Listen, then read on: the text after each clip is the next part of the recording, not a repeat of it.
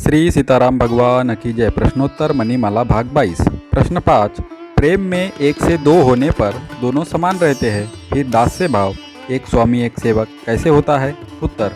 दास्य आदि कोई भी भाव हो, प्रेम में अपनी अलग सत्ता नहीं है, क्योंकि प्रेम में एक होकर दो हुए हैं। इसीलिए कभी सेवक स्वामी हो जाता है, कभी स्वामी सेवक हो जाता है, कभी राधा कृष्ण बन जाती है, कभी कृष्ण राधा बन जाते हैं। शंकर जी के लिए कहा भी है, सेवक स्वामी सखा सिय पिय के। दक्षिण के एक मंदिर में शंकर जी ने नंदी को उठा रखा है। कभी नंदी शंकर जी को उठाता है, कभी शंकर जी नंदी को उठाते हैं। कभी भगवान कृष्ण इष्ट है, कभी अर्जुन इष्ट है। इसीलिए प्रेम को प्रतिक्षण वर्धमान कहा है। प्रश्न 6। जब साधक भगवान में अपनापन करता है तब उसको प्रेम प्राप्त होता है, पर सिद्ध यानी जीवन मुक्त को प्रेम कैसे प्राप्त होता है? उत्तर। साधक के लिए अपनापन है और मुक्त के लिए असंतोष है।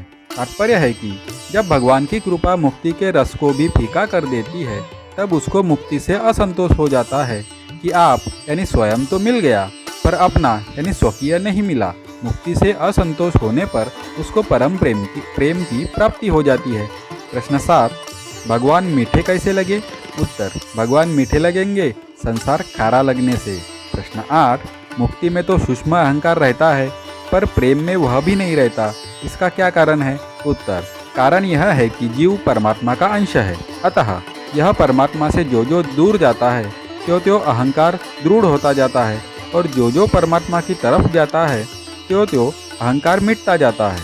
इसीलिए स्वरूप में स्थित होने पर भी सूक्ष्म अहंकार रहता है, और प्रेम में भगवान के साथ अभिन्न होने पर अहंकार सर्वथा मिट जाता है। श्री सीताराम भगवान की जय।